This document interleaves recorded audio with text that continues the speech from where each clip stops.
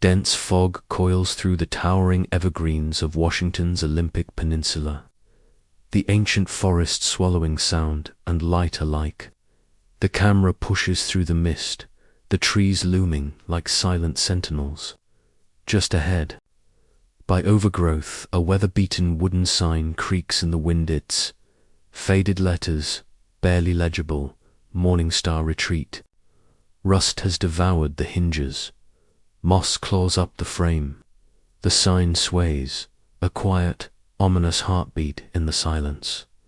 Narrator, low, steady, unsettling, in the heart of Washington's wilderness. Beneath the shadow of ancient pines, there was a promise of peace, of healing, of transcendence.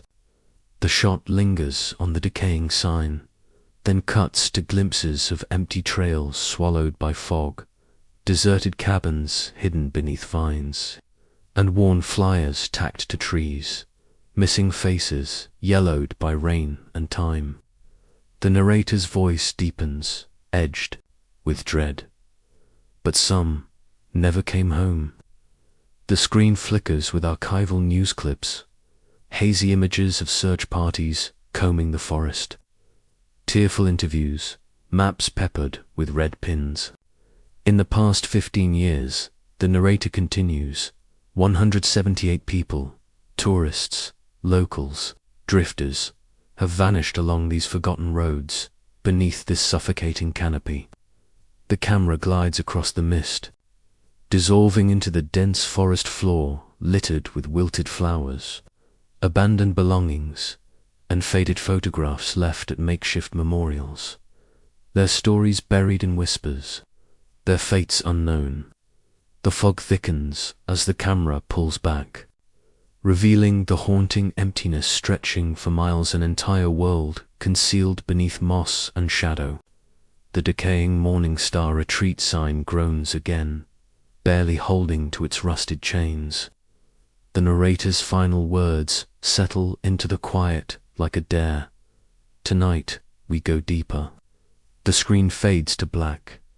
The aerial shots drift over the vast untamed wilderness of Washington State's Olympic Peninsula, sprawling expanse of jagged mountains, ancient forests, an endless coastline shrouded beneath low, heavy clouds.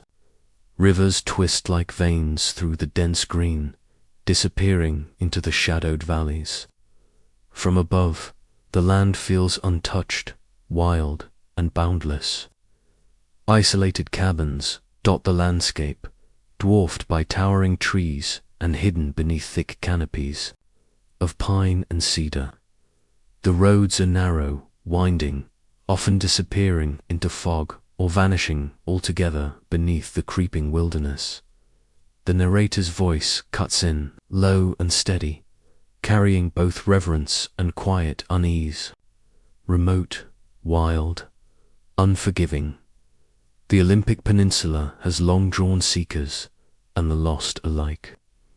The camera sweeps across rugged cliffs battered by the Pacific, then glides over forgotten logging roads swallowed by forest, until finally, settling on a clearing overgrown now, but the faint outline of cabins and footpaths remains visible beneath the moss. In 2009, the narrator continues, as wellness movements and spiritual tourism surged across the Pacific Northwest, Morningstar Retreat opened its doors. The footage shifts to aged promotional materials, sunlit images of meditation circles, smiling guests gathered around fire pits, yoga mats unrolled beneath towering trees.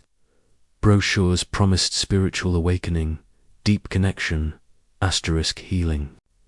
In nature's embrace, the retreat marketed itself as an escape from the chaos of modern life, a place to disconnect, to find peace, to transform.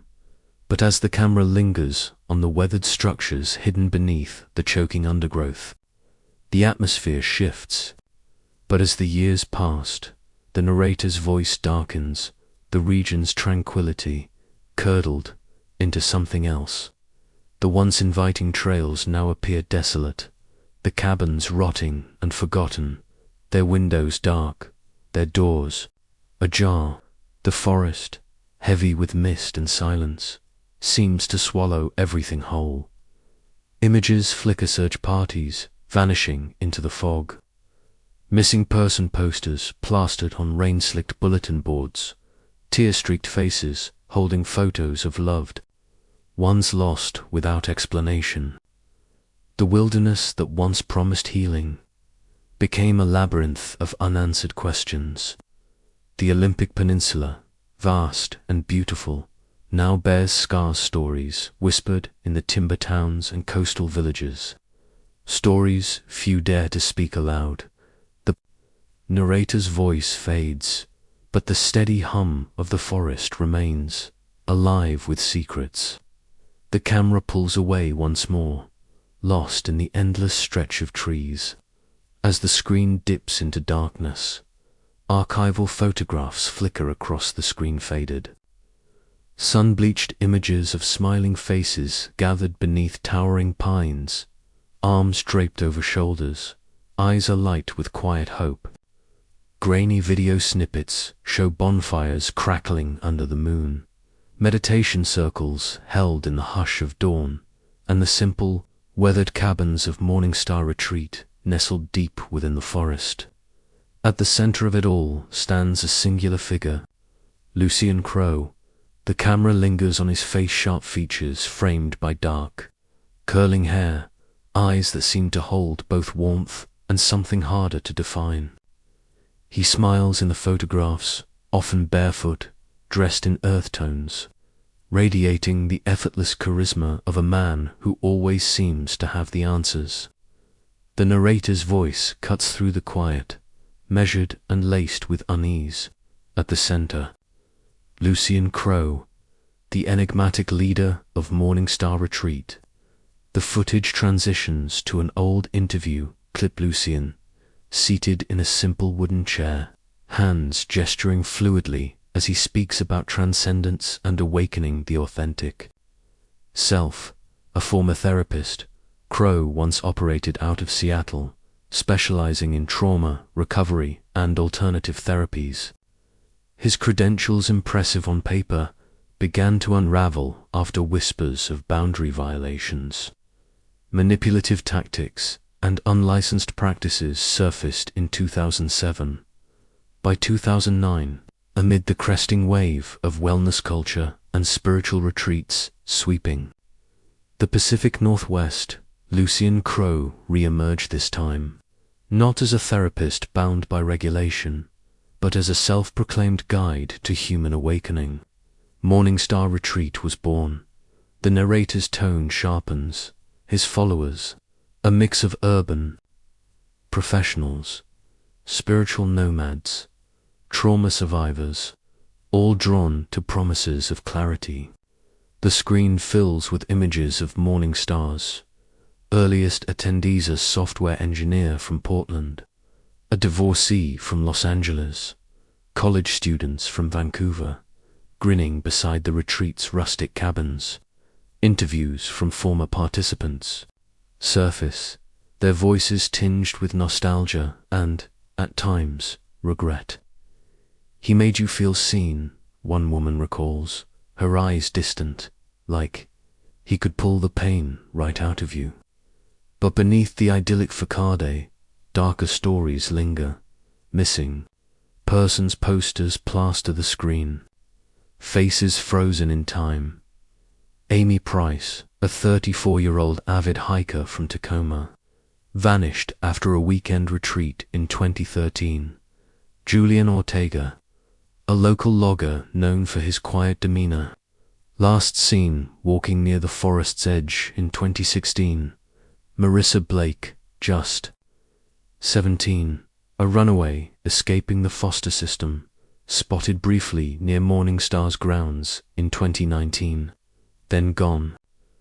The list stretches on: young, old, locals, drifters disappearing into the vast, unyielding wilderness.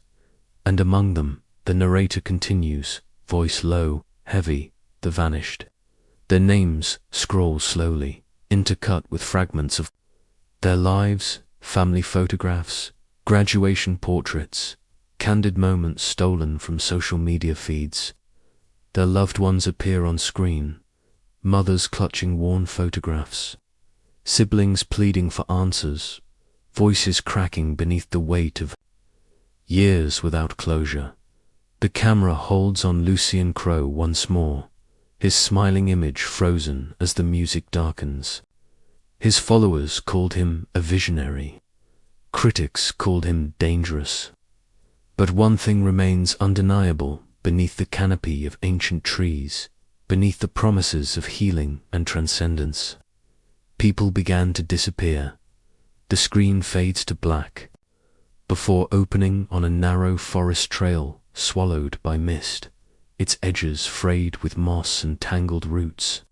Shafts of pale light filter through the towering trees, but the undergrowth remains heavy, impenetrable, humming with unseen life. The ground is littered with forgotten remnants, a faded trail marker, a shredded backpack strap, an overturned boot pressed into the mud. The silence stretches, brittle and uneasy. The narrator's voice creeps in, low and deliberate. It started quietly. A missing backpacker here, an abandoned vehicle there.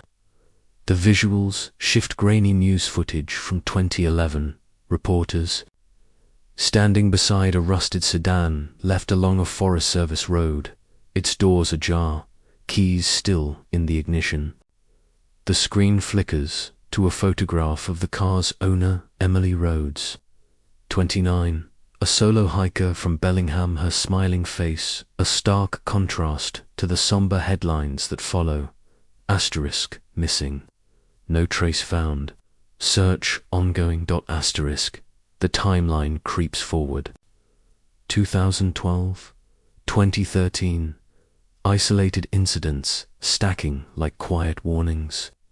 Another tent found shredded, its contents scattered. A trail camera capturing only static. Park rangers baffled by reports of strange noises, rhythmic chanting, echoing through the trees on windless nights. Locals speak in hushed tones, their interviews marked by cautious glances and tightened jaws. One elderly man, a lifelong resident of Forks, recounts seeing flickering lights deep in the forest. Not lanterns, he insists, eyes narrowed, too bright, too blue. Like electricity, but wrong. His account is followed by others, hikers stumbling across crudely arranged symbols carved into trees. Cairns stacked in unsettling formations, whispers of shadowed figures moving just beyond the tree line. But few connect the dots. The camera glides over a makeshift memorial pinned to a trailhead sign, a cluster of photographs, flowers and rain-warped missing posters flapping weakly in the breeze. The narrator continues, the words heavy with hindsight. Few connected the dots, until the numbers grew impossible to ignore. By 2014, the disappearances escalate. 3 campers vanish in one weekend. A ranger reports finding an abandoned campsite tent collapsed, fire still smoldering, backpacks and shoes left behind, but no sign of the occupants. The footage cuts to distressed family members, their voices breaking beneath the weight of uncertainty. She wouldn't just leave, one woman pleads, holding a photograph of her missing sister, her wallet, her phone. Everything was still there, just gone. Morningstar Retreat's name begins surfacing in the background of these investigations, sometimes directly, sometimes buried in rumor. Witnesses mention attendees wandering beyond the retreat's designated grounds late at night, drawn deeper into the forest by whispered invitations or impromptu ceremonies. Others speak of guests who arrived, but were never seen leaving. Former participants describe an atmosphere that shifted gradually. What began as meditation and spiritual workshops slowly evolved into something more secretive, more insular. At first, it felt healing, recalls one ex-attendee, her expression tight with lingering discomfort. But toward the end, there were these rituals. We weren't allowed to ask questions. If you pushed too hard, they'd isolate you. The visuals darken. Search parties combing the dense undergrowth, dogs straining at leashes, helicopters slicing through the fog. Law enforcement holds press conferences with few answers. Maps dotted with red pins reveal the alarming pattern. Disappearance circling the same remote area. The same stretch of wilderness surrounding Morningstar. Chilling 911. Calls echo faintly over the Fadija hiker reporting distant chanting. A camper whispering about figures watching us before the line cuts abruptly. One voice, strained with panic, describes people standing in the trees, all wearing white, just standing, not moving. The narrator's voice hardens, tinged with unease. The disappearances, the lights, the voices in the dark, all orbiting the same secluded patch of forest. The screen returns to the Morningstar retreat sign, now nearly overtaken by vines and decay. Its weathered wood groaning in the wind. By 2017, the missing persons count surpasses 50. Journalists begin connecting the threads. Independent investigators publish articles hinting at cult activity, psychological manipulation, and illegal operations masked beneath Morningstar's idyllic reputation. But official responses remain. Muted law enforcement, citing the wilderness's vastness, the inherent risks of backcountry travel, the transient nature of many victims, yet the stories persist. Locals refuse to venture near the retreat after dark. Former guests speak of strange ceremonies chanting in unknown languages, participants wearing pale robes, hours of silence followed by sudden, frenzied dancing around bonfires. Others describe Lucian crows, increasingly erratic, behavior cryptic sermons about transcendence beyond flesh and shedding the mortal coil. His promises of peace darkening into veiled threats against those who doubted him. The camera lingers on. Aerial shots of the Olympic Peninsula, once Moran, endless sprawl of mist, shadow, and ancient trees. Trails snake through the undergrowth like forgotten arteries. Somewhere beneath the green canopy, the secrets of Morningstar retreat fester. Waiting, the narrator's final words drift across the screen, heavy with quiet dread. For nearly a decade, the whispers grew louder. The shadows stretched further, and the line between retreat and something far more dangerous blurred beyond recognition. The footage fades, leaving only the sound of wind rustling through the forest, and the faintest echo of distant, wordless chanting. The screen opens on a small-town main street, grey with coastal drizzle, the modest storefronts and diners of Forks, and Port Angela standing quietly beneath the towering shadows of the Olympic forest. Hand-painted signs for missing persons flutter against rain-slicked bulletin boards. The faces, young, old, smiling, hopeful now, faded with time and weather. As the camera pans across storefront windows, each pane reflects the same, gnawing absence. The narrator's voice cuts through, low, steady, marked by the weight of what's to come. By 2015, unease gripped the peninsula. The visuals shift to newspaper headlines, stacking like grave markers. Hiker disappears near Solduck. Teen vanishes after retreat. Search yields no clues. The headlines blur together, relentless, building a quiet sense of dread that no one dares say aloud until the whispers begin to sharpen. Rumors ripple through the tight-knit, logging towns and scattered coastal communities. At first, they're little more than hushed speculation shared over coffee counters and gas station checkouts. Strange lights, chanting in the woods, people in white, standing motionless at the forest's edge. Locals, who grew up threading through the back roads and trails, begin avoiding the areas surrounding Morningstar retreat altogether.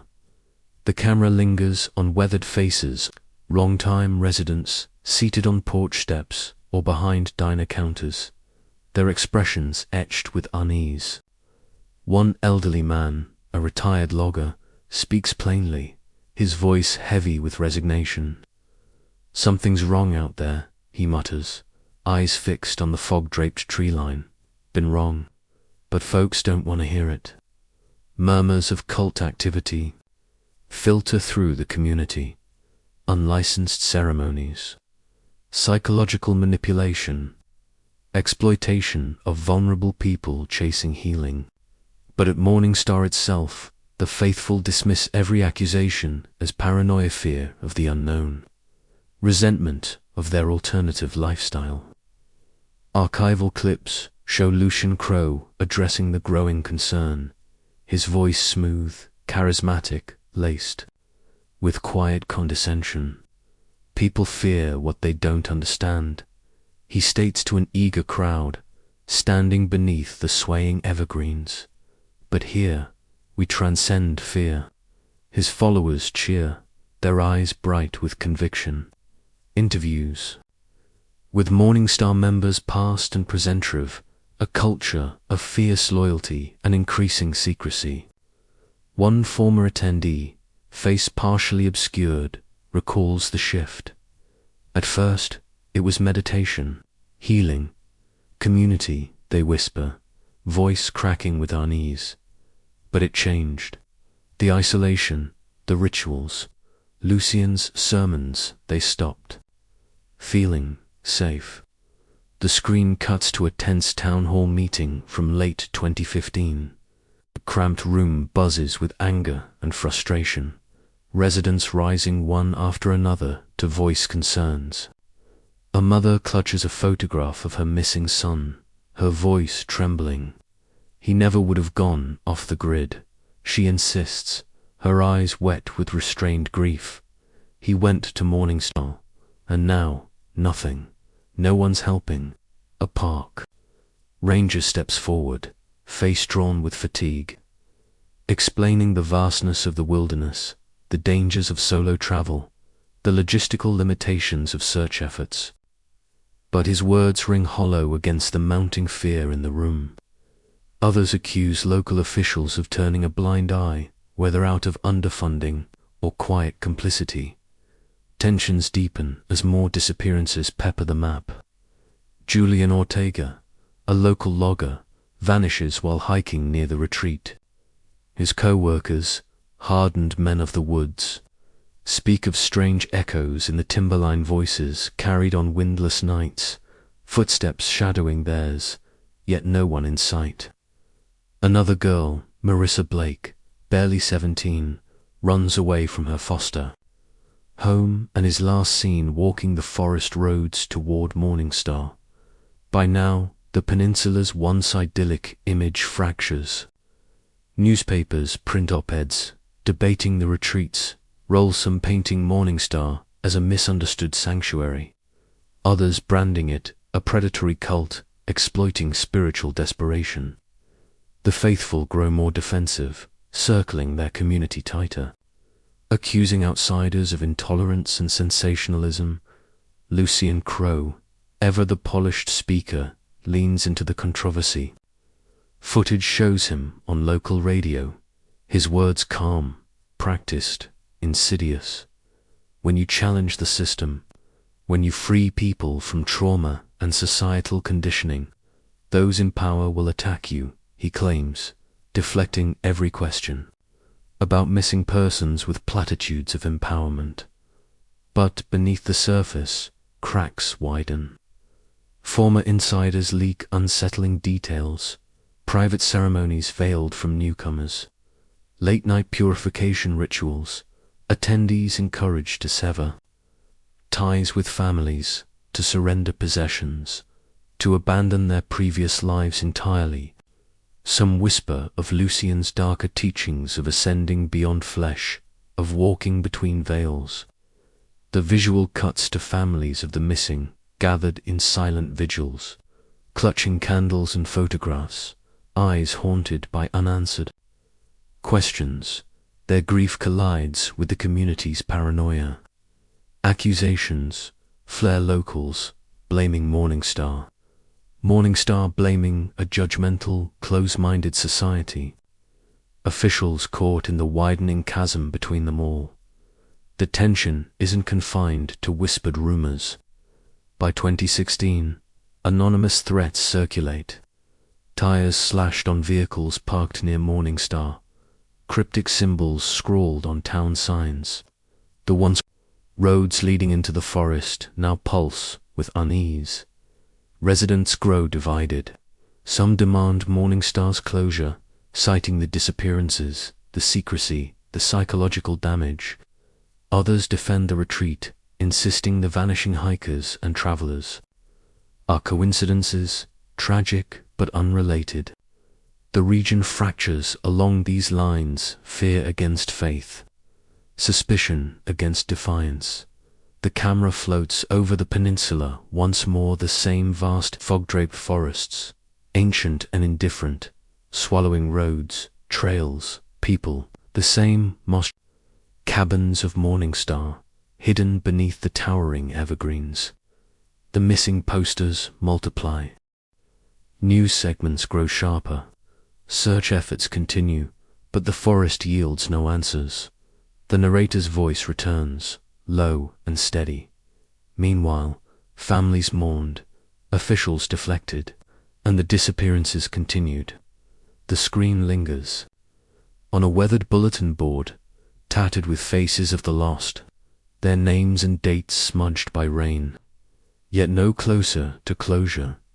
In the growing silence, the echoes of chanting ride the wind, faint yet persistent, as the camera pans toward the forest's dark heart. Morningstar's decaying signs swaying once more, the rusted hinges groaning beneath the weight of everything left unsaid. The screen opens on a slate-grey sky reflected in the cold, rippling waters of Crescent Lake.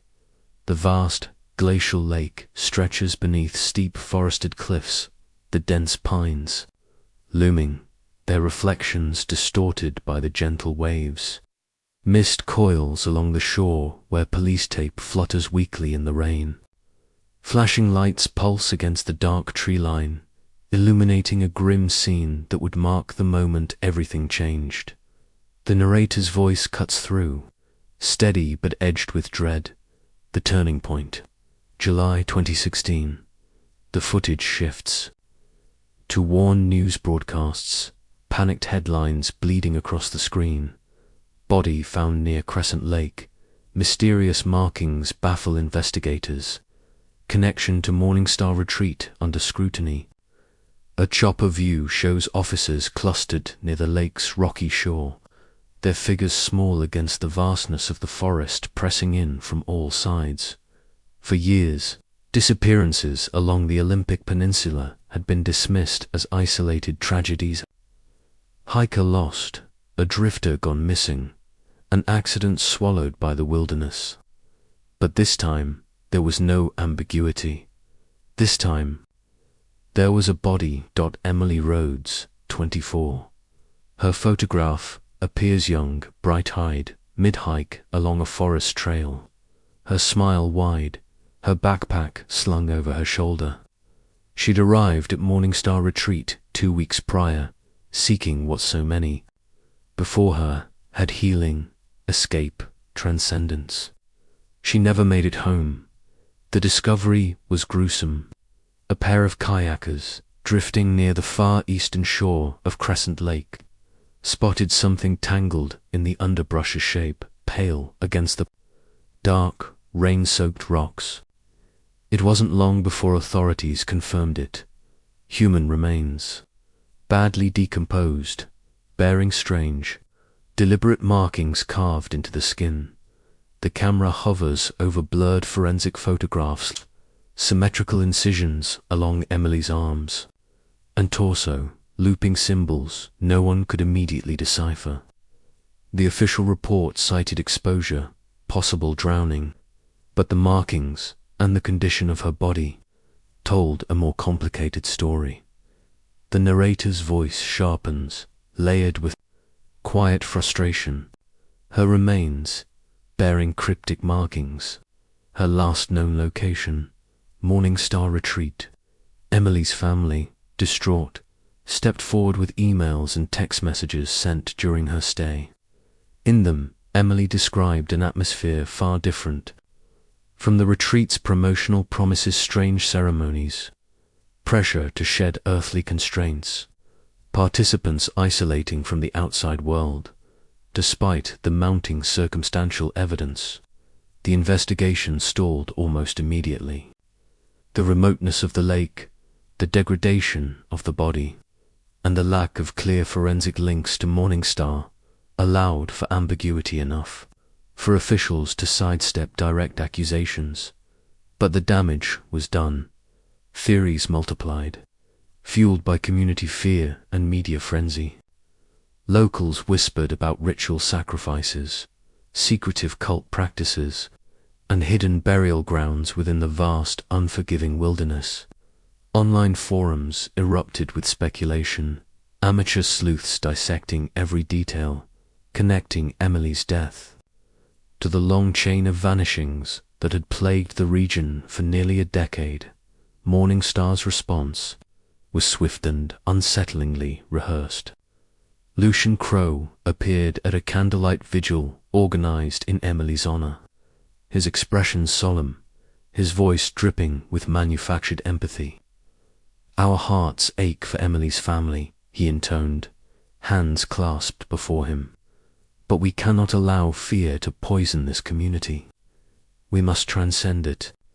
Footage from the vigil shows the divide in stark relief. Morningstar followers standing rigidly behind Lucian, clad in muted robes, their faces blank yet defiant. Grieving families and angry residents on the opposite side, their eyes wet, their expressions hardened by suspicion. In the weeks that followed, tension on the peninsula escalated. Protesters gathered at the retreat's gates, demanding answers. Anonymous threats circulated. Authorities increased patrols along nearby roads, but their presence only fueled the growing paranoia. Meanwhile, whispers about the markings on Emily's body deepened the mystery. Symbol experts, occult researchers, and anthropologists weighed in, some tracing the carvings to obscure esoteric traditions, others dismissing them as the product of psychological manipulation. But no consensus emerged. Theories clashed. Some insisted Emily had attempted to leave and was punished. Others believed she had willingly submitted to some final rite of passage. The investigation, underfunded and mired in jurisdictional disputes, sputtered in circles. The forest kept its secrets. Morningstar's gates remained closed to outsiders, and despite the discovery of Emily's body, the disappearances continued. The narrator's final words settle heavily over lingering shots of Crescent Lake, its dark waters stretching endlessly beneath the oppressive sky. The investigation stalled, theories multiplied, fear deepened. The screen fades to black, leaving only the ripple of wind through trees and the faint, echoing hum of distant chanting riding the mist. The screen opens with photographs of Washington's Olympic Peninsula in its earliest days, vast, untouched forests stretching to the horizon, towering peaks dusted with snow, coastal cliffs battered by endless waves. Steam rises from the earth, rivers snake through shadowed valleys, and the land feels ancient, untouched by time. Over these images, archival footage flickers: early logging camps, weather-beaten fishing towns, native canoes gliding across misty inlets. The narrator's voice breaks the silence, low, reverent, and edged with quiet warning. This land holds old secrets. The visuals shift to the dense rainforest of the Olympic interior, trees older than memory rising like cathedrals, their trunks wide enough to swallow the past whole. Sunlight barely touches the moss-draped ground, the undergrowth thick with ferns, the air heavy with stillness. Long before settlers carved roads into this wilderness, before Morningstar's cabins dotted the forest clearings, the Quileute people called this place home. For centuries, their stories wove through the towering pines and along the storm-lashed coast tales of guardians, spirits, and boundaries that must not be crossed. Archival photographs of Quileute elders appear on screen, their faces lined with the weight of generational memory. Black and white images give way to present-day footage of cultural ceremonies, dances in cedar regalia, rhythmic drums echoing beneath the trees, the ancient stories still alive, still whispered beneath the wind. Indigenous Quileute legends speak of the watching ones. The narrator continues, spirits guarding the veil between worlds. These entities, according to oral histories, were neither wholly benevolent nor purely malevolent, but they were powerful, ancient custodians of balance. The forest, in these stories, is not merely land, it is a threshold, a space where the living and the unseen coexist, where boundaries are thin, fragile, easily disturbed. The camera glides across weathered totem poles and carvings depicting tall, elongated figures with blank eye silent watchers cloaked in cedar bark, their presence etched into the cultural memory of the land. Elders interviewed in recent years speak cautiously of these tales, their words measured, their eyes wary. They see. When you cross where you shouldn't, one elder remarks, gazing into the mist-choked tree, they've always seen. The visual transitions to faded sketches from early European explorers' crude depictions of dense, unwelcoming forests and cryptic references to local warnings about certain areas of the peninsula best left untouched. The newcomers dismissed the legends as superstition, but accidents and disappearances among settlers soon followed, loggers lost without trace, hunters vanishing into fog, entire camps abandoned overnight, regional folklore only deepened over time. Stories emerged of ghost lights floating along ridgelines, of whispers threading through the canopy, of figures glimpsed just beyond the firelight. Campers spoke of waking to find carved symbols surrounding their tents, their footprints the only ones leading in and out. The narrator's voice lowers, thick with implication. Some wonder, did Morningstar tap into deeper currents, or awaken something best left undisturbed? The screen fills with images of Morningstar retreats, rustic cabins, swallowed now by creeping moss and silence, their construction eerily close to areas marked by indigenous elders as sacred or forbidden. Lucian Crow's rhetoric, once dismissed as New Age platitudes, takes on a more unsettling edge when juxtaposed with the region's spiritual history. His references to transcendence beyond flesh, to becoming one with the veil, echo faintly, almost unconsciously, the oldest Quileute warnings, those about losing oneself, crossing where the living should not tread. The camera lingers once more on the forest, its towering trees stretching endlessly skyward, their trunks weathered with age, their shadows deep enough to swallow the past, the present. The mist coils thick and unbroken as distant echoes, whether of chanting, wind, or something older, whisper through the gloom. The screen flickers to life with dimly lit police archives, rows of aging folders, faded missing persons reports, grainy photographs of faces long vanished, and topographical maps of the Olympic Peninsula scarred with red pins. The visuals shift to a cluttered desk, files stacked beside weathered trail maps, scrawled notes connecting names, dates, and locations like a web stretching across the wilderness. The narrator's voice returns, steady, clinical, laced with quiet skepticism. Authorities cite rugged terrain, dangers of the wild. For years, the official explanation for the alarming rate of disappearances near Morningstar Retreat remained unchanged. This is unforgiving land. Thick forests, unpredictable weather, treacherous terrain. People get lost. Accidents happen. Nature reclaims those who tread carelessly.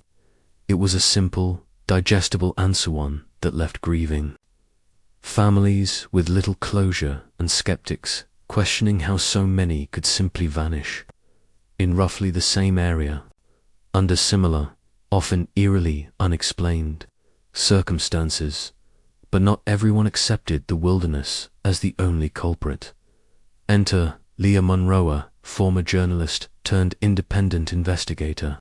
Grainy footage shows her treading carefully through the undergrowth, armed with little more than a notebook, camera, and relentless determination. Her small home office is papered with timelines, missing persons posters, satellite imagery. Red string connects familiar faces: Nee Price, Julian Ortega, Emily Rhodes, Marissa Blake, spanning nearly a decade of disappearances along the peninsula. Leah's voice, sharp and unwavering, cuts through in recorded interviews. The patterns are too deliberate, she insists. Wrong place, wrong time, sure, but how many times before coincidence breaks down? Her research dismissed by law enforcement as speculative outlines alarming correlations. Missing individuals last seen near Morningstar. Reports of strange gatherings, chanting, and ritual-like behavior. Sightings of retreat attendees wandering deep into the restricted wilderness at odd hours. Theories splinter from Leah's foundation.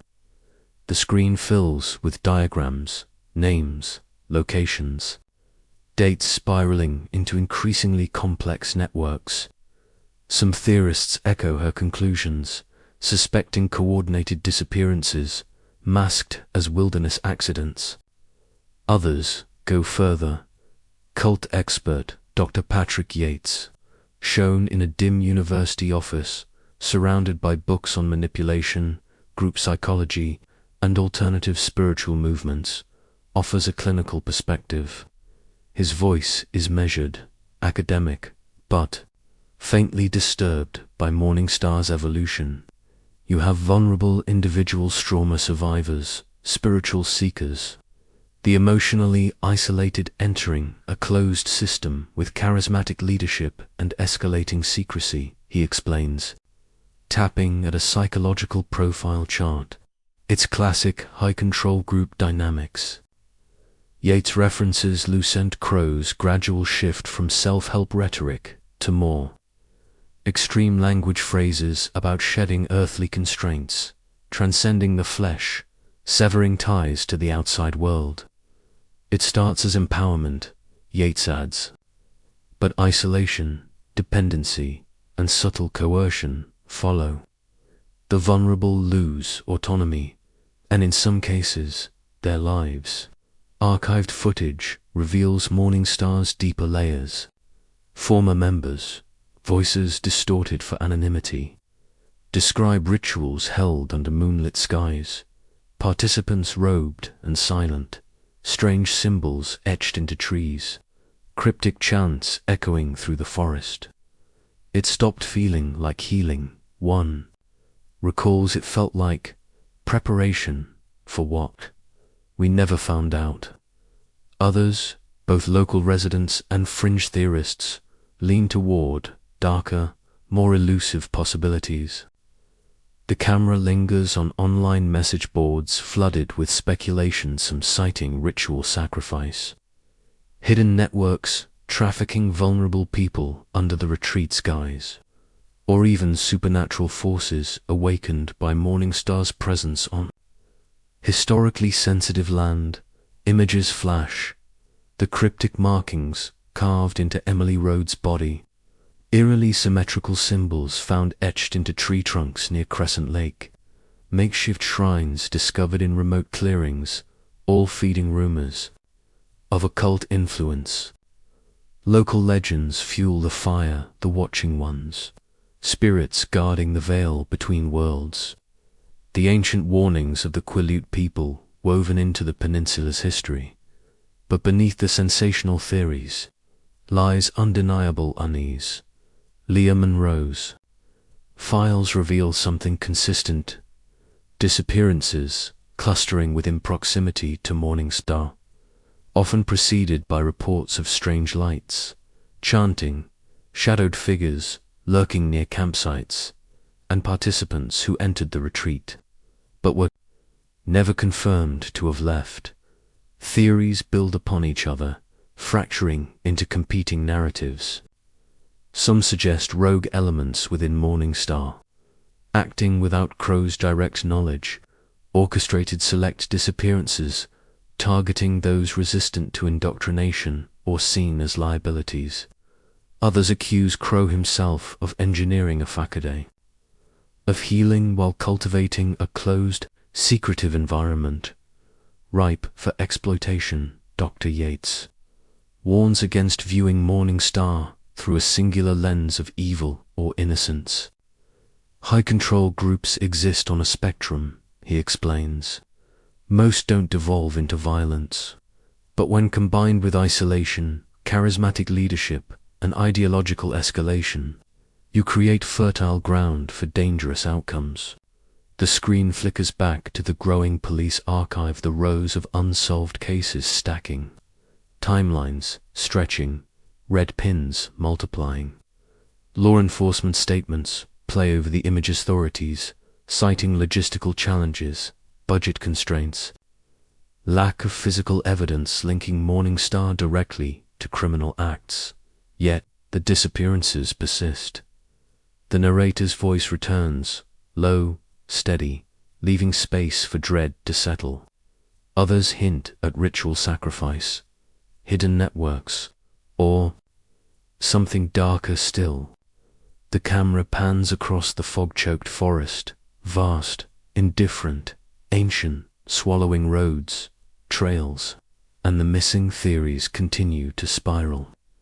Some rooted in data, others tangled in folklore, all circling the same chilling truth.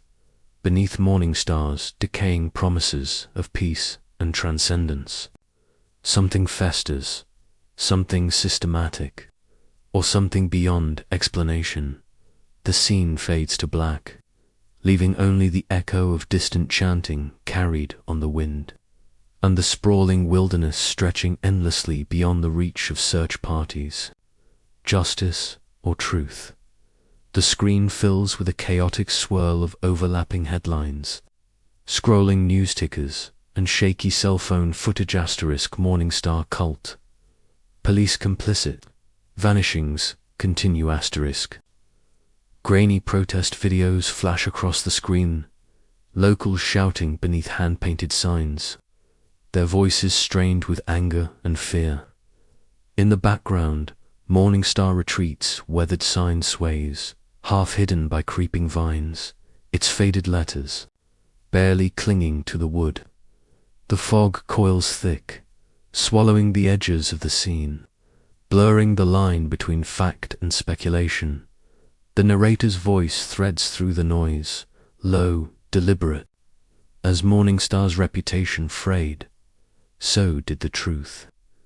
The visual shifts, police press conferences clipped together, each one marked by growing frustration, evasion, or quiet resignation. Officials cite the wilderness's dangers, resource limitations, the lack of concrete evidence. They urge caution, dismiss hysteria, and double down on procedural language. But the gaps in their answers only deepen public suspicion.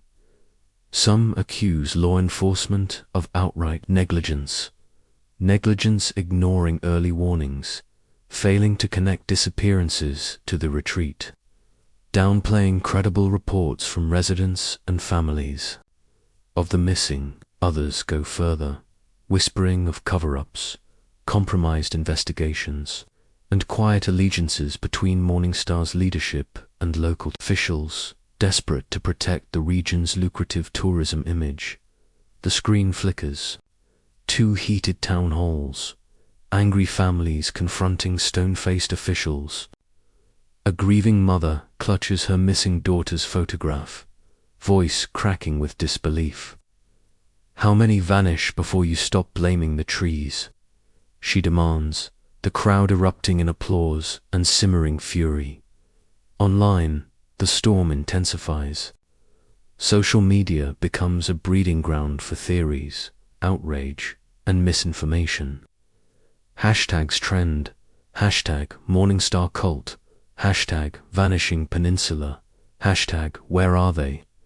Twitter threads spiral with speculations, some rooted in witness accounts, others tangled in paranoia and outright fabrication.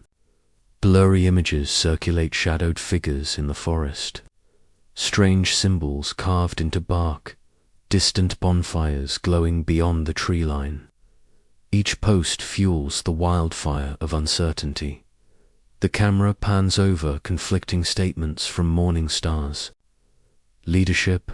Lucien Crowe appears in a polished promotional video, voice calm, eyes steady, dismissing the accusations as fear-driven attacks on a sanctuary misunderstood by the outside world. But leaked audio from former attendees tells a different story, hushed warnings of rituals gone too far, of isolation disguised as spiritual discipline, of disappearances whispered about within the retreat itself. Meanwhile, contradictory witness accounts fracture public perception. Some former Morningstar members defend the community, describing it as a haven for healing, insisting those who vanished simply wandered off, overwhelmed by the wilderness.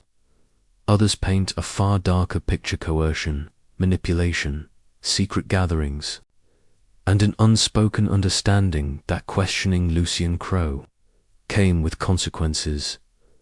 Local businesses fracture along similar lines. Some profit quietly from Morningstar's visitors, dismissing the rumors as hysteria fueled by media sensationalism. Others board their windows after dark, refuse to answer questions, or mark their properties with crude symbols said to ward off whatever darkness festers beyond the tree line. Misinformation thrives in the vacuum left by stalled investigations and conflicting narratives. Conspiracy groups online claim secret tunnels beneath the retreat, occult rituals tied to ancient indigenous legends, or a hidden trafficking network. Masked by Morningstar's public image, credible researchers like Leah Monroe struggle to untangle fact from fiction as their work is twisted, taken out of context, or buried beneath louder, wilder voices. The narrator's tone sharpens as images of protests grow more heated, flares crackling, arguments erupting. Morningstar faithful facing off against grieving families and enraged locals. Paranoia bloomed, facts blurred, reality splintered. News anchors clash on air, experts debate half-truths, and search efforts continue, yielding little more than the heavy silence of the forest and the lingering, unanswered question that hangs over the peninsula like a storm cloud. Where did they all go? The screen fades to black, the fog swallowing the last fragments of footage, as the sound of distant chanting rises faintly once more, barely distinguishable from the hum of the wind. The screen fades into darkness before flickering to life with dim, grainy footage, blurred silhouettes seated in shadow, voice distorted, face hidden beneath intentional pixelation. The faint hum of a recording device crackles in the background. The figure shifts uneasily, the weight of what they're about to say hanging heavy in the stagnant air. Their words tremble but cut through the silence like a blade. It wasn't what they promised, the voice rasps. It started peaceful, but it ended in the woods, under the moon, and it never really ended. The narrator's voice returns, low, steady, thick with restrained tension. Hidden voices emerged, former retreat members recounting isolation, coercion, unspeakable ceremonies in moonlit groves. The visuals shift, grainy cell phone videos smuggled from inside Morningstar, glimpses of shadowed cabins, handwritten. Slogans etched into walls transcend the flesh. The veil is thin, we are already gone. At first, these voices were dismissed as fringe outliers, former members disillusioned by personal failures or interpersonal conflict. But as disappearances multiplied, as theories thickened like fog over the peninsula, these overlooked testimonies began to stitch together a darker, far more unsettling narrative. Blurry interviews unfold one after another, faces obscured, names withheld, voices cracking beneath the strain of memory. Some described the early days at Morningstar with almost wistful detachment, yoga in the forest, guided meditations, long silences broken only by birdsong and distant rivers. But that tranquility, they say, was a veneer, a calculated mask. It was designed to break you down. One former attendee recounts, their voice low, brittle. They called it shedding constructs, but it was isolation, deprivation, dependency. By the time the rituals started, you didn't even realize how lost you were. Fragments of secret recordings filter through, muffled chants echoing. Beneath a canopy of trees, faint sobbing, loosing crow's voice calm. Hypnotic intoning cryptic instructions about transcendence, about severing worldly ties, about walking beyond the veil. The narrator continues, voice tightening, most silenced by fear, but fragments slipped through, painting a fractured, terrifying mosaic. Hidden testimonies reveal a web of escalating control, attendees discouraged from contacting family, possessions surrendered under the guise of detachment, sleep deprivation normalized as spiritual discipline. Ceremonies, once optional, became mandatory. We were told the forest would swallow our fears. Another witness whispers, but it swallowed everything. Several accounts described the infamous moonlit rituals. Groups led deep into the woods under strict silence. Participants, adorned in simple white robes, symbols painted onto their skin with ash and mud. Bonfires crackling against the cold mist, chanting growing louder. Bodies swaying rhythmically as Lucian Crow's words wove through the trees. He said we weren't our bodies anymore, a trembling voice recalls, that we'd already crossed over, but some never made it back. Reports surface of attendees disappearing after these nocturnal gatherings, always brushed off by Morningstar's inner circle as voluntary departures, spiritual breakthroughs, or disillusioned. Wanderers abandoning the path, but hidden interviews tell a different story. Those who resisted faced ostracism, manipulation, and, in rare cases, threats cloaked as cryptic warnings. You don't leave the veil, one ex-member recalls being told, you only dissolve. Leah Monroe's files, conversations with hidden witnesses, smuggled documents, hand-drawn maps charting the rumored sites of ceremonies and unexplained van. Her notes connect overlooked reports, a missing girl seen at a forest gathering, symbols matching those carved into Emily Rhodes' body. Testimonies aligning too closely to dismiss. Despite mounting evidence, most testimonies dissolve under scrutiny, fear-stricken witnesses retracting statements, families pressured into silence, legal threats from Morningstars, attorneys chilling public discourse. But enough fragments remain, slipping through cracks in the veil, forcing investigators and the public to confront the mosaic's grim outline. The camera lingers on shadowed faces, blurred identities, trembling hands clutching evidence. The forest looms behind every account, a vast, ancient witness to the horrors buried beneath Morningstar's fading promises of peace. The narrator's voice returns, heavy, final, the truth, splintered, but the fragments endure. The screen fades to black as the sound of distant chanting rises once more, threading through the mist, whispering of what was lost, and what still waits beyond the trees. The screen fades into a slow, creeping shot of the forest floor-damp earth, littered with moss, rotting branches, and forgotten remnants of lives abruptly severed. The camera lingers on a rusted necklace tangled in the undergrowth, its pendant etched with faint, indecipherable symbols. Beside it, torn fabric ones, part of a backpack, now sun-bleached and frayed, flutters weakly in the breeze. The dense canopy above sways, casting shadows that ripple like whispered warnings across the ground. The narrator's voice returns, low, measured, tinged with quiet dread. Among the forest's decay, abandoned shrines, cryptic writings, personal effects of the lost. In the years following Emily Rhodes' body surfacing near Crescent Lake, unofficial search, efforts driven by grieving families, independent investigators, and determined locals unearths unsettling fragments scattered across the wilderness surrounding Morningstar Retreat. Makeshift memorials hidden deep within the trees, arranged not by loved ones, but by unknown hands, clusters of stones, crude wooden idols, bones of small animals meticulously stacked in symbolic formations.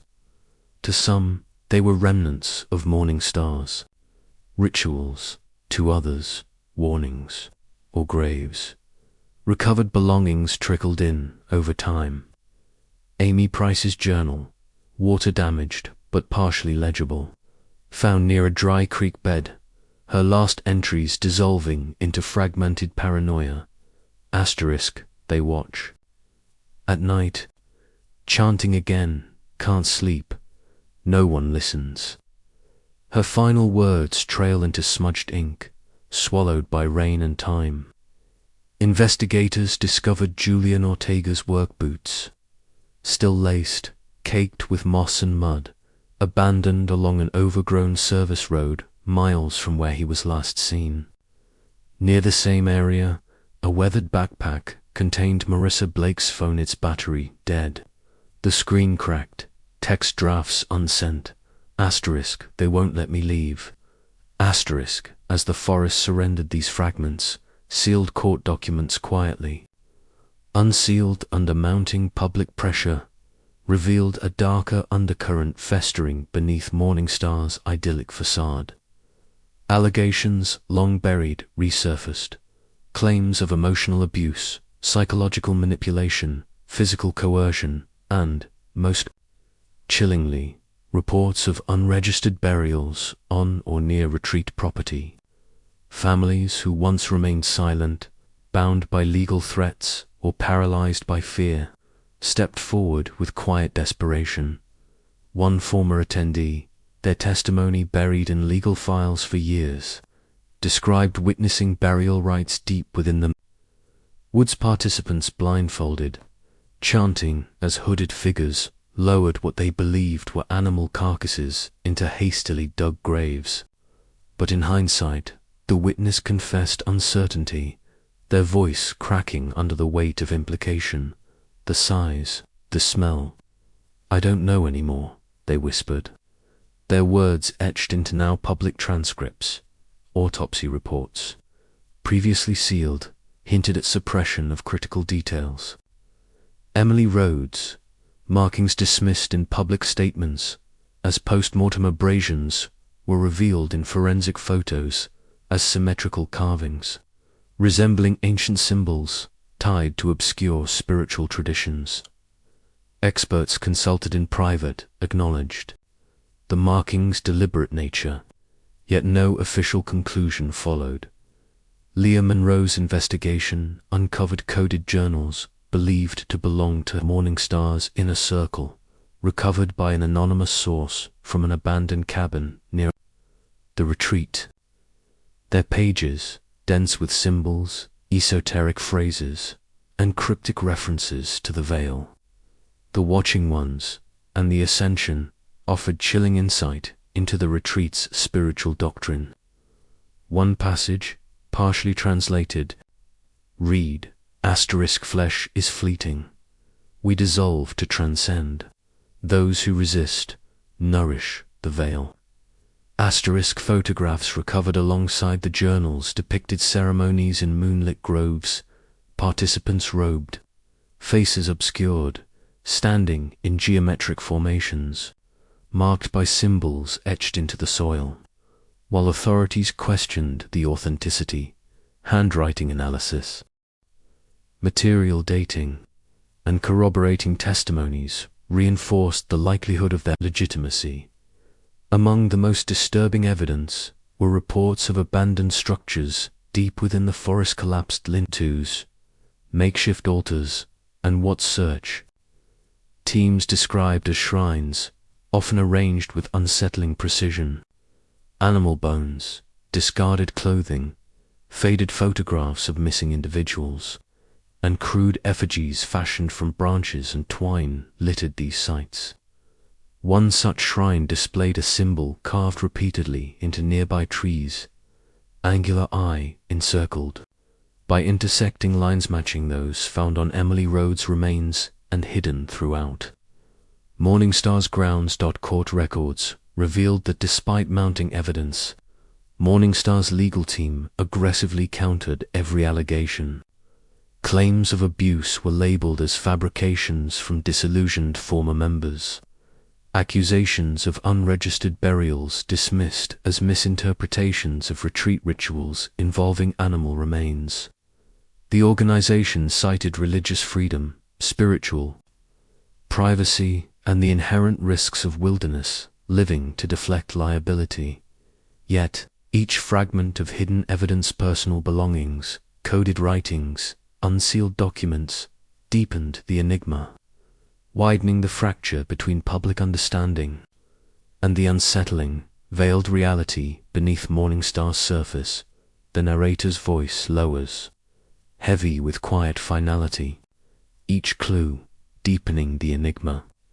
The camera pans across the forest floor one final time, the abandoned necklace half buried in moss, the cryptic symbols carved faintly into bark, the wind stirring leaves into a whisper of voices long lost to the trees. The screen fades to black as distant echoes of chanting return, threaded with something deeper, older, waiting just beyond the veil. The screen lingers on a dense stretch of forest, mist coiling low around the moss-draped trunks. The camera edges closer to the bark of one towering cedar, revealing faint carvings weathered by rain and time. At first glance, the marks seem accidental scratches, etched by branches or wildlife. But as the focus sharpens, the design emerges with unsettling clarity. A five-pointed star inverted at its base, its arms elongated and curling like twisted roots, encircled by jagged lines. The Morningstar sigil simple, yet loaded with layered, divisive meaning. The narrator's voice cuts through, steady, low-edged with unease, etched on trees. The Morningstar sigil, an inverted dawn star. The symbol appears repeatedly on weathered trail markers, scratched into wooden beams of retreat cabins, burned into crude effigies found deep within the woods. Officially, Morningstar Retreat described the mark as a representation of awakening asterisk, the star beneath which all truths rise, asteriska, guiding emblem for personal transformation and spiritual evolution.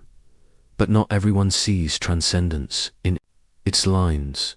The screen transitions to forensic close-ups, Photographs of the same inverted star found carved into trees near abandoned campsites, etched faintly into stone altars at hidden ritual sites, burned onto fragments of personal belongings, recovered from the forest floor. Some former members described the symbol's presence as comforting, a reminder of shedding earthly burdens. Others, their testimonies laced with fear, recall it marking spaces of control, secrecy, and ceremonies that spiraled beyond comprehension. Some call it spiritual. The narrator continues, as images of Morningstar's promotional material fade across the screen pamphlets and banners adorned with the sigil, glowing softly against scenes of serene forests and smiling faces. Others, ominous. The dichotomy fractures further, when patterns buried within the disappearances emerge. Leah Monroe's investigative maps flash onto the screen pinpoints, marking vanishings across the peninsula. Strings of notes linking dates, locations, and sightings of the Morningstar symbol. The connections defy coincidence. Many disappearances align with significant dates of solstices, equinoxes, blood, moon's ancient celestial markers, woven into human belief systems for millennia. Local historians trace the dates to long-standing traditions tied to seasonal cycles, spiritual rites, and more disturbingly ritual sacrifice in certain esoteric subcultures. The screen flickers with occult diagrams resembling Morningstar's mark, pulled from obscure grimoires and fragmented anthropological studies. Though interpretations vary, common threads emerge: transcendence through surrender, dissolution of self, merging with unseen forces at times of cosmic alignment. Archival footage captures the forest bathed in eerie red light during a rare blood moon, its silhouette fractured by the towering Witnesses describe chanting drifting across the hills, distant fires glowing like stars fallen to earth, shadowed figures moving rhythmically among the pines. Unverified recordings, crackling with static and fear, capture fragmented phrases whispered. During these gatherings, the veil is thin, shed the flesh, beyond dawn, we dissolve. Former insiders recount how Morningstar's rituals escalated during these celestial events, quiet meditations shifting into intense, hypnotic ceremonies beneath the moon's distorted glow. Participants robed in white faces painted with variations of the inverted star, gathered in geometric formations around bonfires, their voices merging into monotonous chants. Outsiders who wandered too close reported hearing the same phrases, carried eerily on windless nights. Before slipping away into silence, patterns deepen as search parties discover ritual sites hidden far from established trails, circles of stones, burned effigies, bones arranged in deliberate symbols, carvings matching the Morningstar sigil etched into bark and rock. Investigators debate whether these displays are remnants of group ceremonies or evidence of something far darker: coercion, violence, or spiritual delusion spiraling beyond control. The narrator's voice returns, cool and certain. Patterns emerge. Disappearances align with solstices, blood moons, ancient rites woven into modern delusion. The screen cycles through chilling juxtapositions, smiling group photos of retreat attendees holding banners beneath the Morningstar symbol, layered over missing persons posters tacked to rain-slicked bulletin boards, each disappearance aligning hauntingly with dates of ritual significance.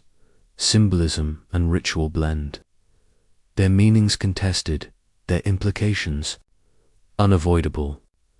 Some claim Morningstar's teachings are rooted in empowerment and unity with nature. Others see a dangerous rebranding of ancient rites, wrapped in modern language, obscuring control, manipulation, and something else lurking beneath. The screen lingers one final time on the inverted star carved deeply into a fallen tree.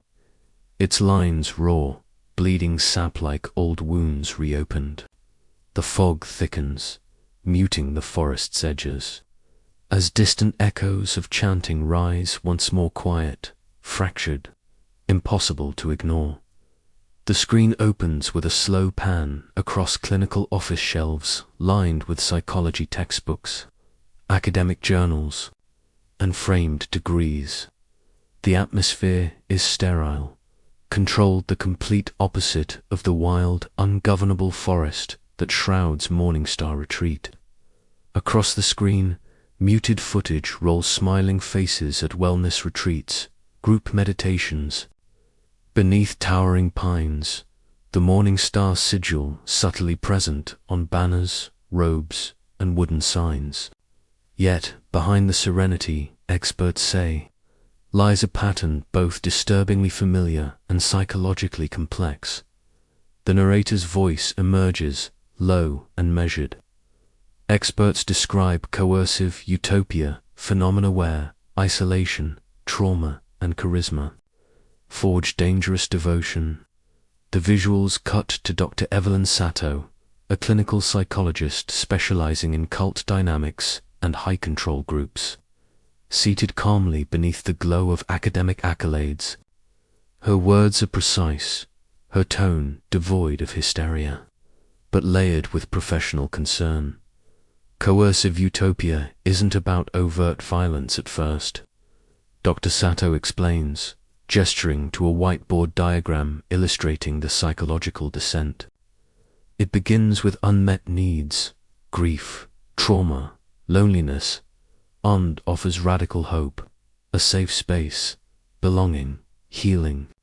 On screen, familiar footage shows new arrivals at Morningstar smiling, embracing, surrendering their phones and possessions under the guise of detaching from constructs. The early stages appear gentle, nurturing even, but beneath the surface, mechanisms of control quietly engage. Dr. Sato breaks down the psychological process in clinical terms. Environmental isolation, emotional manipulation, gradual erosion of personal autonomy. They control the narrative, she continues, referencing Morningstar's charismatic founder, Lucian Crowe. The leader becomes the source of both validation and purpose. Disagreement is reframed as weakness. Outside relationships are severed sometimes subtly, sometimes overtly. Across the screen, former attendees' blurred testimonies echoed these dynamics. One describes feeling reborn during their first days at the retreat only to later realize how every decision, every emotion became filtered through group consensus. You don't even notice it at first, the voice admits, shaking slightly. The boundaries, they disappear. You stop. Thinking in I, it's all we, and we follows Lucian. The narrator continues, voice cool, ominous beneath the clinical explanations. Morningstar fits the profiler sanctuary turned snare, luring the vulnerable to an unseen abyss. The visuals shift to Dr. Patrick Yates, a sociologist who's spent 2 decades studying extremist movements and fringe spiritual groups. He reviews Morningstar's evolution with quiet unease, mapping its growth from a benign wellness space into what he describes as a textbook high-demand environment. They framed spiritual growth as conditional, Yates explains. Progress was tied to obedience, severing outside ties, accepting increasingly bizarre doctrines, participating in rituals. He gestures to footage of group ceremonies faces, painted with the Morningstar sigil, participants chanting beneath moonlit trees. This escalation is deliberate. It fosters dependence, and more critically fear of separation.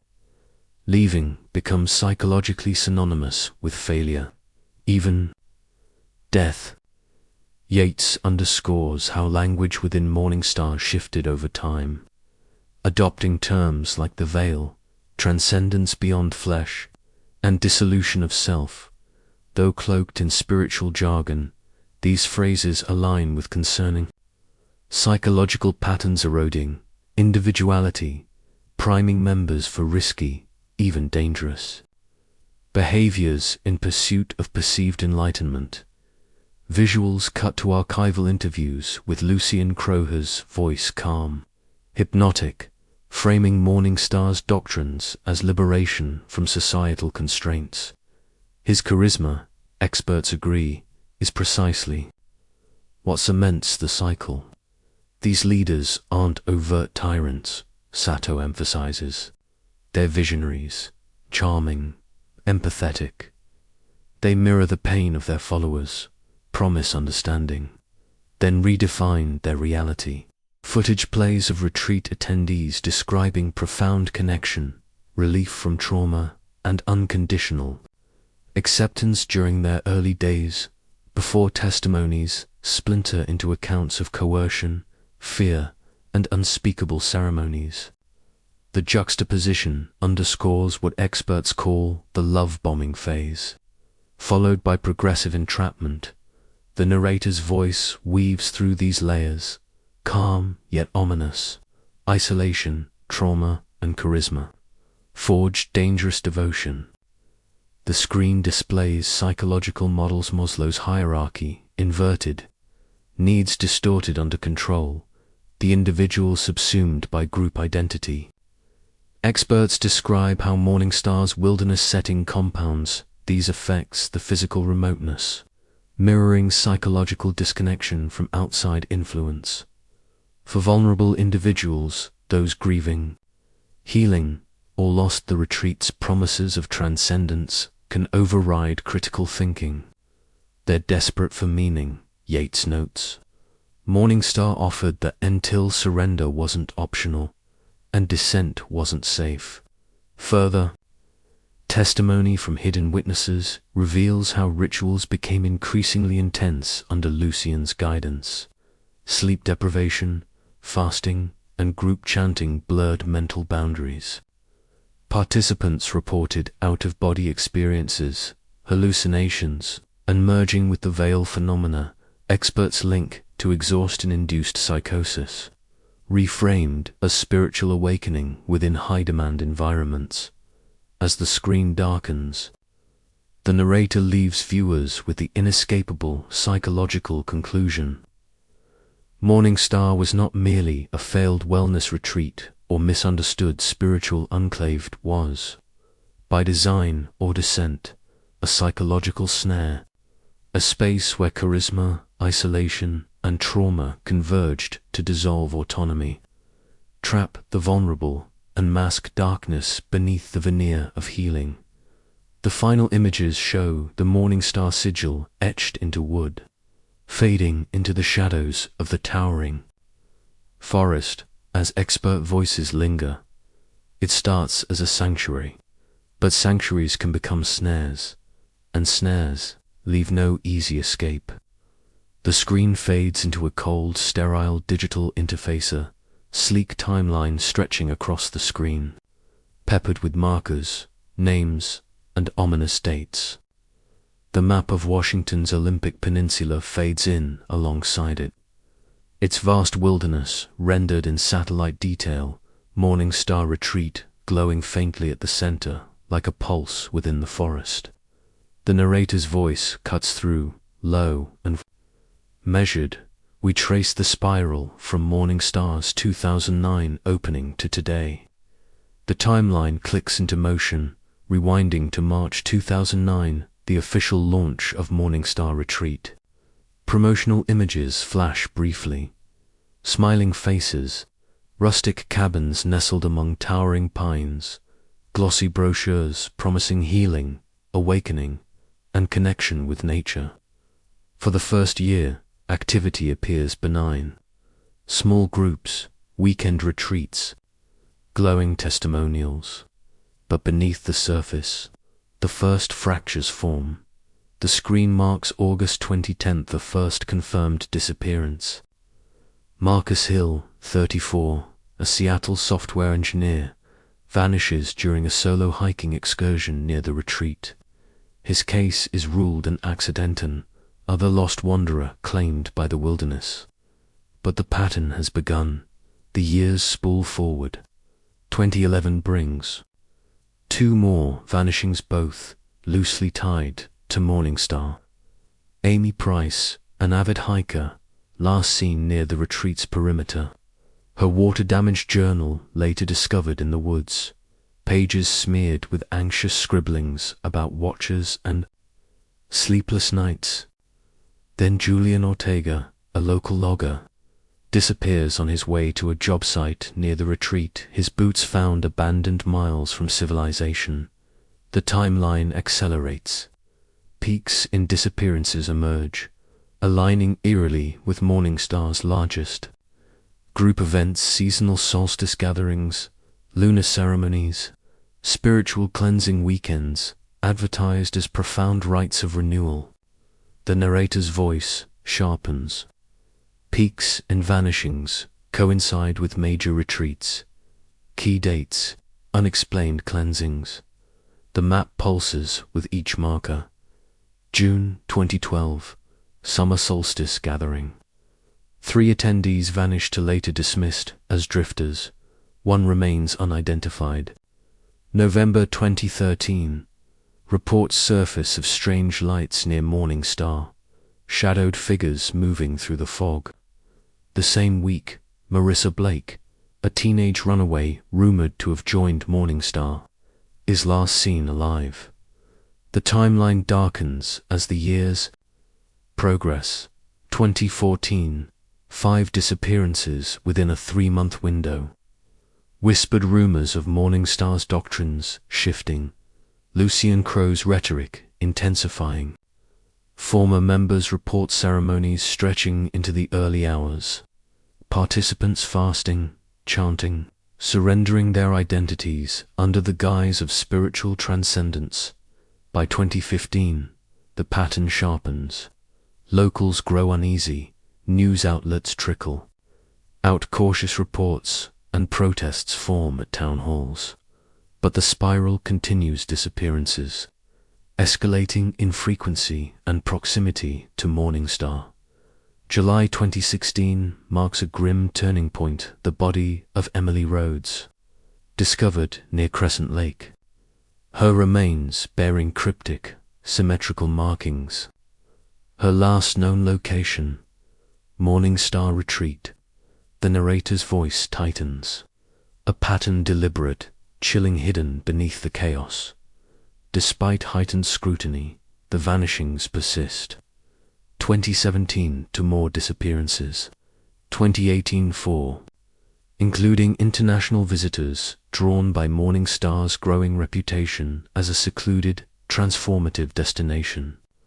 Leaked documents reveal references to unregistered burials, suppressed autopsy details, and increasingly disturbing ceremonies, cloaked beneath the retreat's tranquil facade.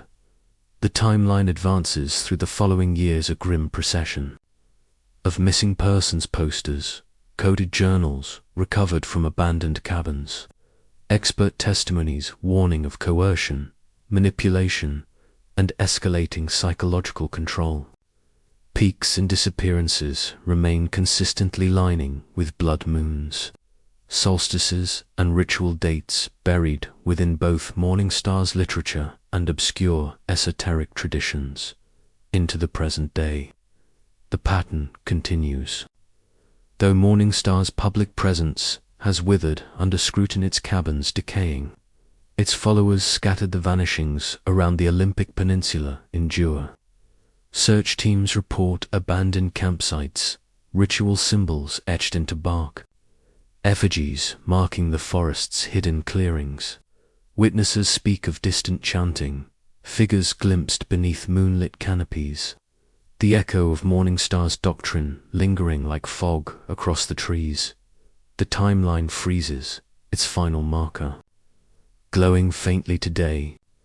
The narrator's voice lowers, waited with unsettling certainty. 15 years. 178 missing. Patterns buried beneath silence, hidden beneath the trees. The spiral remains. The screen fades to black as the map lingers. The Morningstar sigil flickering faintly at the heart of the wilderness. The pattern unfinished. Flickering candlelight pierces the darkness as families gather in hushed circles along the rain-slicked trails of the Olympic Peninsula, their faces etched with exhaustion and quiet grief glow faintly beneath the soft, trembling light.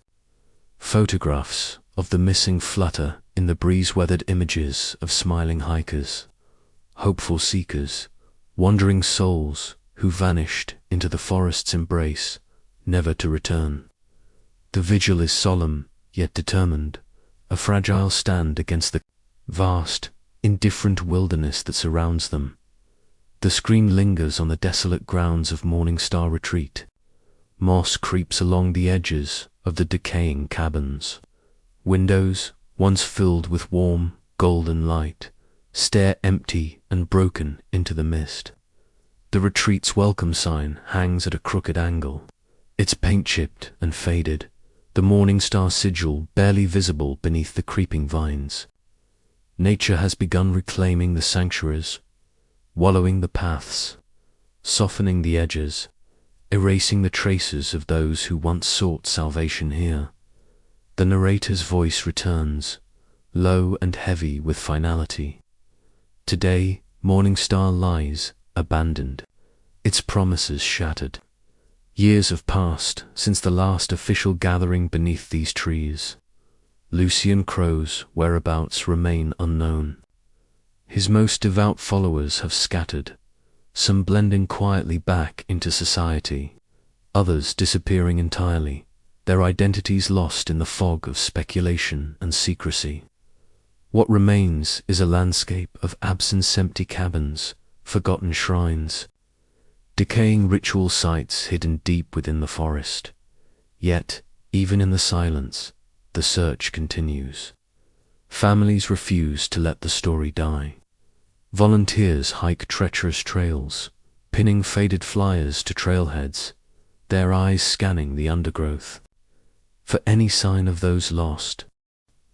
Independent investigators like Leah Munro sift through fragments or covered journals, cryptic carvings, coded testimonies from hidden witnesses, desperately piecing together a puzzle missing its most vital parts. The narrator's words hang in the still air, yet families search, answers elusive. Despite public outrage, official inquiries have yielded little. Legal proceedings stalled amid lack of evidence, the retreat's defenders citing religious freedom, flawed investigations, or wilderness dangers beyond human control. The Morningstar faithful who remain loyal insist that those missing chose transcendence, walking beyond the veil into spiritual awakening, leaving behind only confusion for those unwilling to understand. But for grieving families, the mythology offers no comfort. 178 souls, unaccounted for, their names etched into weathered memorials, their belongings, when recovered, laid carefully beneath trees or buried in makeshift altars. Their faces linger on walls, websites, and in the eyes of those left behind, trapped in the unanswered question, where did they go? Trauma festers, passed quietly between survivors, witnesses, and residents of the peninsula. Towns fracturesome clinging to denial, others haunted by whispered warnings and the weight of the unknown. Former Morningstar members wrestle with their complicity, their memories splintered between peace and terror. The forest itself has become a symbol, vast, watchful entity guarding its secrets, indifferent to the grief pressed against its edges. The camera lingers on fog weaving through towering pines, sunlight barely piercing the dense canopy. In the distance, Faint symbols carved into bark remain, weathered but visible remnants of Morningstar's rituals, warnings, or perhaps something older still. The question of what truly happened beneath these trees, the disappearances, the ceremonies, the patterns hidden beneath the chaos remains, tangled in uncertainty. The narrator's voice lowers, final yet unresolved, and the forest keeps its secrets. The screen fades to black, the last image lingering a lone candle burning at the base of a cedar tree, its flame wavering against the endless expanse of mist and shadow as the faintest echoes of distant chanting dissolve into the wind. The screen fractures into a shifting collage of evidence. Missing persons posters pinned against weather-beaten fences, crime scene photographs, eerie symbols etched into trees, coded journal fragments and grainy images of hooded figures beneath the towering pines. Maps flicker with marked locations, timelines spiral outward, and witness statements overlay one another like broken echoes. The narrator's voice emerges, steady yet heavy with the weight of uncertainty. We weigh the possibilities: cult, exploitation, ritual killings, elaborate hoax, natural peril twisted by human darkness. Theories have clashed for over a decade, none offering true resolution. The most widely circulated, and perhaps the most unsettling, points to Morningstar as a textbook example of cult exploitation where idealism curdles into control, and spiritual promises mask systematic manipulation. Experts highlight Lucian Crow's charismatic influence, his carefully constructed language of transcendence, and the psychological mechanisms that dismantled personal autonomy. Within this lens, the disappearances become casualties of coercion, individuals pushed to physical and emotional extremes, succumbing to the wild, abandoned under the guise of dissolving the self. Yet even that explanation, clinical and damning as it is, fails to account for the ritualistic details recovered: the cryptic carvings, coded journals referencing the veil and ascension, the disturbing symmetry of markings on Emily Rhodes' body. These fragments suggest something beyond psychological entrapment, a descent into belief systems steeped in esoteric, perhaps occult, practices. Could Morningstar have evolved or always intended to enact ritual killings, hidden beneath layers of spiritual rhetoric and legal ambiguity? The screen displays overlapping images, symbols drawn from ancient grimoires, aligned beside carvings discovered near retreat grounds. Experts remain divided. Some dismiss these links as coincidence. Others see deliberate, chilling continuity. The hoax theory persists, propelled by skeptics and certain corners of the online community. They argue Morningstar became a convenient scapegoat, its mystery fueling hysteria. They point to unreliable witnesses, gaps in evidence, and inconsistencies within survivor accounts. Some claim that the wilderness itself swallowed the missing that treacherous terrain. Sudden weather shifts and isolation explain the disappearances. The cult narrative, they argue, masks the tragic, mundane truth of nature's indifference. But the data resists simplicity. The timeline of vanishings, meticulously reconstructed, aligns too closely with Morningstar's key events: the solstice gatherings, lunar rituals, cleansing weekends. Survivors describe escalating control, nocturnal ceremonies deep in the woods, and a culture of secrecy reinforced through fear. Even those skeptical of ritual killings concede that Morningstar fostered conditions ripe for disaster: untreated trauma, exhaustion, social detachment, all beneath the watchful trees. Then there are those who refuse to see these theories as separate threads. Instead, They propose a convergency landscape where natural peril collided with human darkness. The Olympic Peninsula is vast, unforgiving, and historically layered with indigenous folklore warning of spiritual thresholds, entities guarding the veil between worlds.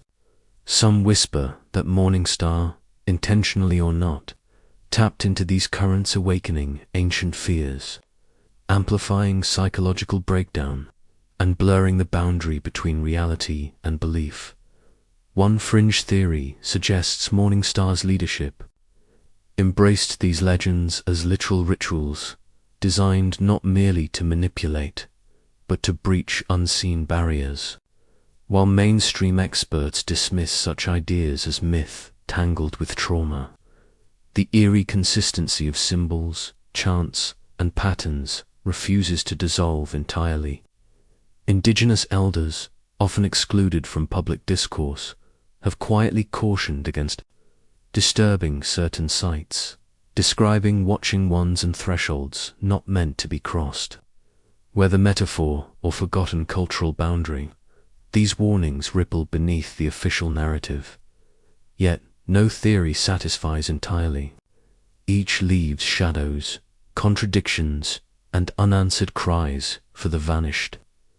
Families still search, independent investigators still dig through records, and the forest remains silent and unyielding. The Morningstar grounds, decayed and abandoned, carry the weight of suspicion but yield few definitive answers. Unsealed court documents reveal suppression of evidence, yet fall short of proving coordinated violence. Recovered journals hint at darker intentions but leave interpretation open to speculation. Eyewitness accounts fracture between reverence, fear, and confusion.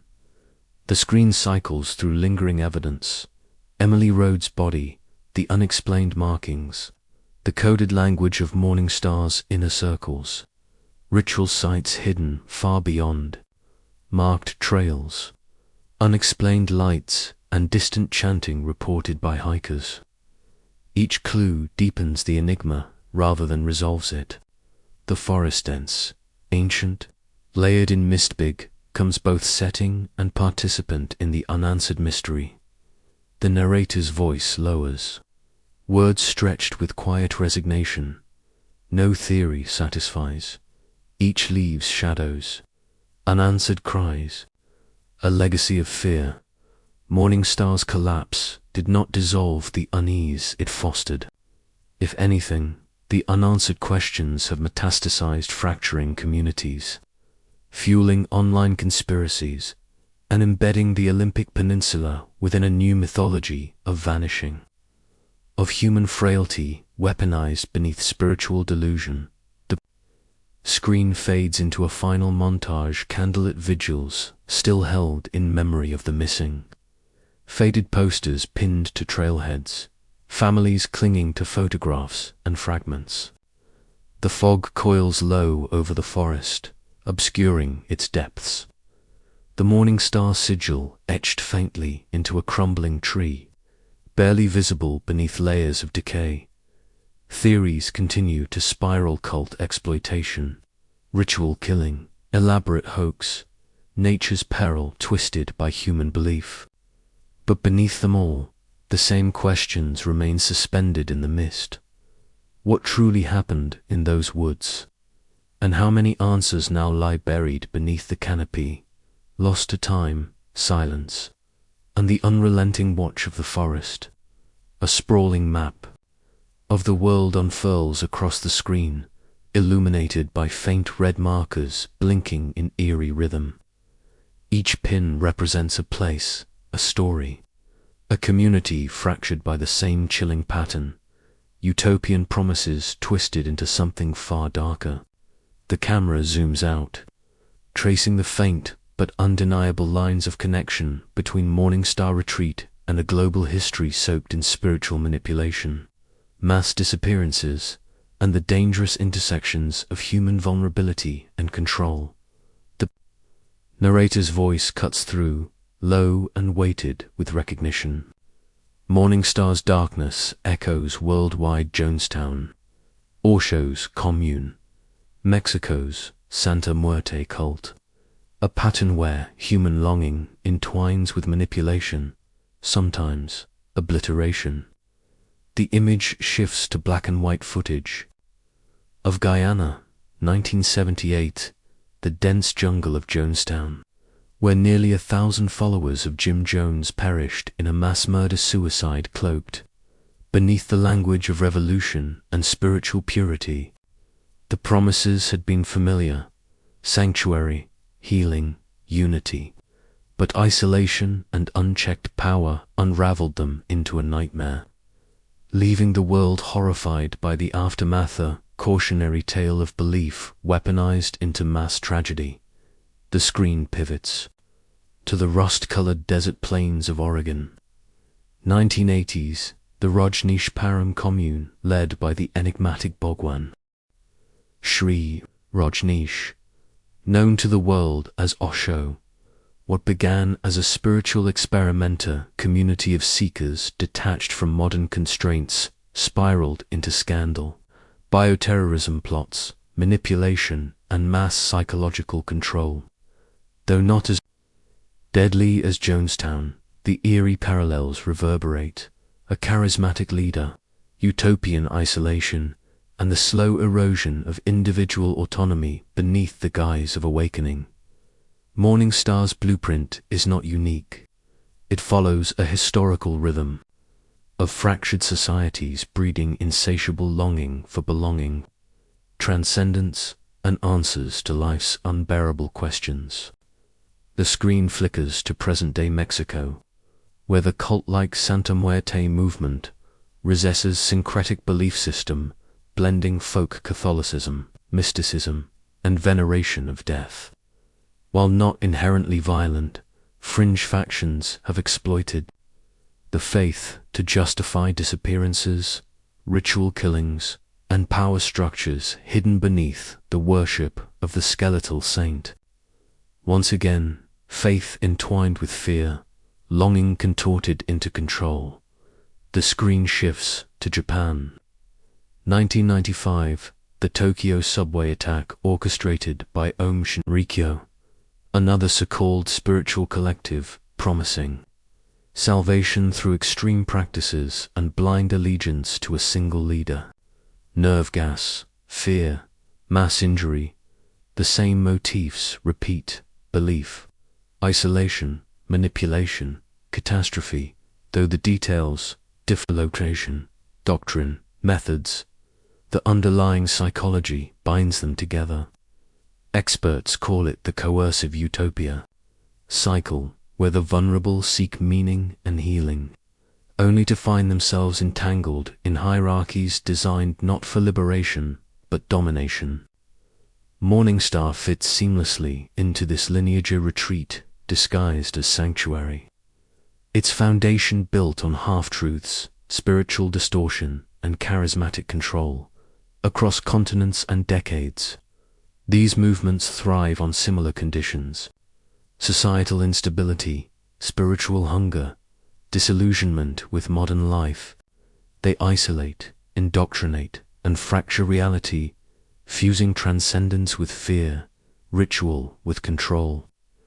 Morningstar, tucked within Washington's ancient forests, follows the same blueprint: the disappearances, the rituals, the psychological dissolution. It is not an isolated anomaly, but part of a global shadow etched into human history. The narrator's voice lowers, final and inevitable, a pattern where human longing entwines with manipulation, sometimes obliteration. The screen lingers on the Morningstar sigil carved into a tree, its edges blurred by moss, its meaning lost to time. Around it, the map glows with other tragedies, different lands, different names, yet bound by the same darkness that emerges when human hope is weaponized against itself. The global pattern persists, and the forest keeps its secrets. The screen opens on the withered remains of Morningstar retreat, consumed by creeping vines and the relentless grip of moss. What was once a carefully curated sanctuary cabins, meticulously crafted from local timber, communal spaces built for quiet reflection, trails etched through ancient trees, now rots in silence beneath the grey weeping sky. Wooden beams sag under the weight of rain and time. Broken windows stare out like empty sockets, their glass shattered, their reflections long forgotten. Fog rolls in, dense and heavy, swallowing the ground, curling through doorways, snaking across forgotten paths. Nature is reclaiming what human ambition so carelessly constructed and so utterly abandoned. The camera moves slowly, drifting past derelict cabins, collapsing shrines, faded prayer flags tangled in branches, their colors long bleached into pale ghosts of what they once promised. Beneath it all, the soil is littered with fragments of the past trusted jewelry, torn clothing, a scorched journal dissolving in the mud. The forest floor is heavy with memory, weighted with the absence of those who walked these grounds seeking solace and never returned. The narrator's voice emerges, low, solemn, threaded with the gravity of loss. 178 gone. The woods whisper, the stars dim. Across the ruins, the faint symbol of Morningstar remains carved into doorframes, etched into the trees, the inverted dawn star, now faded, distorted by rot, consumed by creeping ivy. Whatever hope it once symbolized is buried beneath layers of silence, suspicion, and soiled. Families still search. Volunteers still tread carefully into the vast, unyielding forest, their eyes scanning the undergrowth for fragments, for answers. Some refuse to give up hope, clinging to the impossible rescues, revelations. Some break in the oppressive silence. Others accept the far grimmer possibility that the forest has devoured them whole, that beneath the veil of moss and pine needles lie stories extinguished, lives snuffed out in the shadows of Morningstar's facade. Morningstar's legacy festers a wound, a warning. The narrator continues as the screen pans across abandoned altars hidden deep within the woods. Stone circles cracked with frost, offerings decayed into mulch, crude effigies collapsed into skeletal remains of twigs and bone. These relics speak not of healing, but of fierce symbols of human frailty twisted by belief, control, and the eternal allure of vanishing into something greater, only to be consumed entirely and still. The woods endure, silent, watchful, ancient beyond comprehension. The fog thickens as twilight bleeds into night, the outlines of the retreat dissolving into grey, into memory. Birds fall quiet, shadows stretch long, the stars above flicker faintly beneath the oppressive clouds. A single candle remains burning at the edge of a forgotten trailhead, its flame trembling against the vastness of the dark. Its light an echo, fragile and fleeting. The screen lingers as the narrator's voice lowers to a final, haunting cadence. As we gaze into the abyss, the question lingers. How many more before we heed the shadows? The question cuts deep, hanging unanswered in the stillness. Wrapped in fog and fading echoes, the camera pulls back, rising above the forest, above the ruins, revealing the endless, whispering sea of trees stretching beyond the horizon. The mist coils and swallows the last traces of Morningstar. Only silence remains, only the shadows, watching, waiting.